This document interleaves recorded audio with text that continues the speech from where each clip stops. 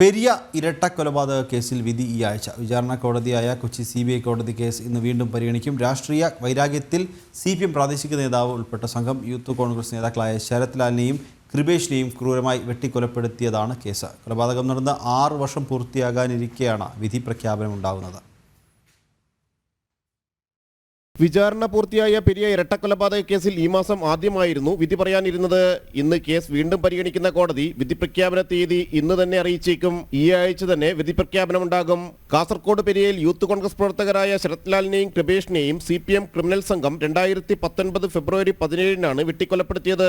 Local പോലീസും ക്രൈംബ്രാഞ്ചും അന്വേഷിച്ച case കൊല്ലപ്പെട്ടവരുടെ കുടുംബാംഗങ്ങളുടെ ആവശ്യം പരിഗണിച്ച് കോടതി CBIക്ക് കൈമാറുകയായിരുന്നു.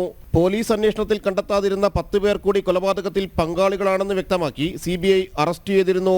CPM നേതാവും മുൻ MLAയുമായ KV കുഞ്ഞിരാമനടക്കം 8 പേർ ജാമ്യത്തിലാണുള്ളത്. പാർട്ടിയുടെ വിവിധ ഘടകങ്ങളിലുള്ളവർ പ്രതികളായ കേസിലെ വിധി പ്രഖ്യാപനം CPM-നും നിർണായകമാണ്. ജനം, കൊച്ചി.